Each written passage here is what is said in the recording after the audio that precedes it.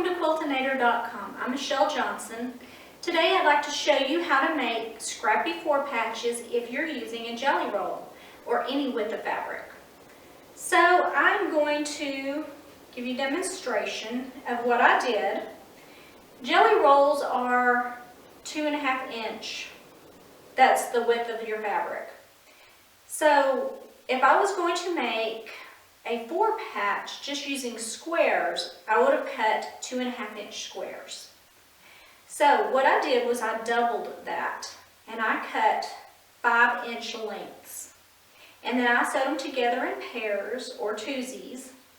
And then I sewed those together kind of as random as possible. And then for the first time, what I did is I sewed them and pressed them with the seams open.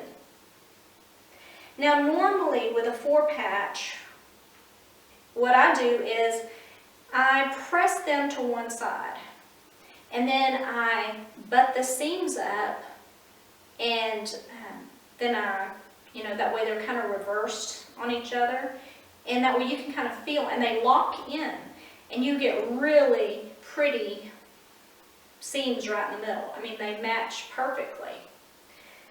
And then what I do to make it as flat as possible is I pop this little seam right in the center, just those few little stitches, and then I smush them together.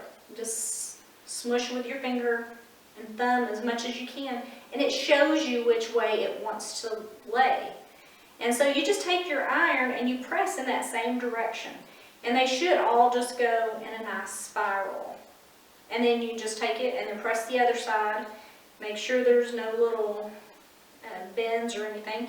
And it lays really nice and flat. So this was a little bit of a trick. I did not match all of my little seams perfectly because this was the first time I've ever done this. It's not bad. I mean, you can kind of see in this one, it's not perfect.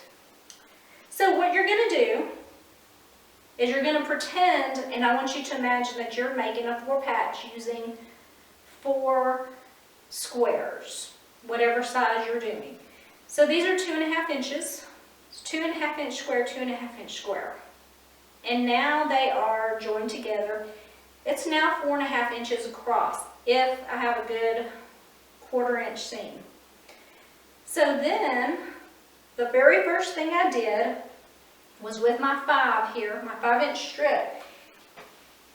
Here's my 5 inch. I cut a 2.5 inch strip right across the top, because if I would have had the squares, it would have been a 2.5 inch square. So now what I'm going to do with this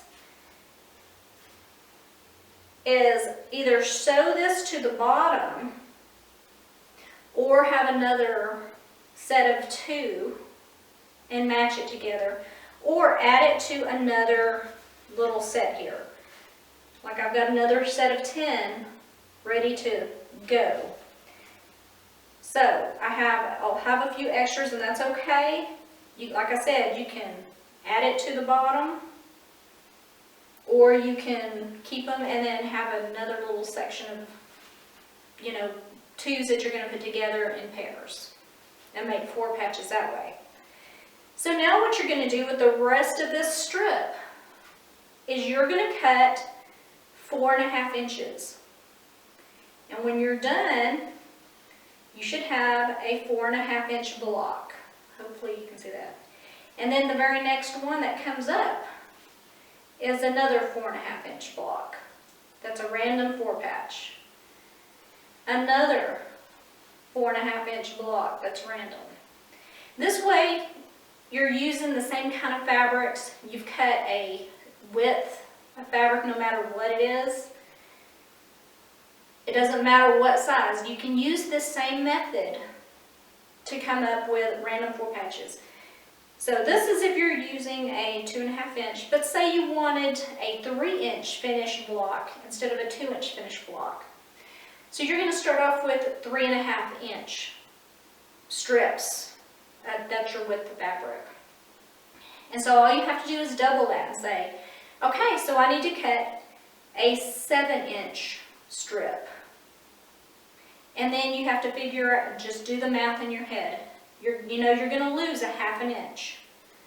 So if it's 3½ inches and 3½ inches, what would be 7 inches, you lose your ½ inch for your seam, and now it's 6½ inches. So all you would do is you would cut 6½ inches for your blocks instead of this. And if you're doing smaller, all you have to just do is do your math. Figure out, take out your ½ inch seam, and you'll know what your finished block is supposed to be cut when you cut across. So I hope this inspires you to make a few random four patches, and hopefully it'll be a little bit easier, especially if you're using a jelly roll or any length of fabric. I'm Michelle Johnson, this is Quiltinator.com, and I am getting back to quilting.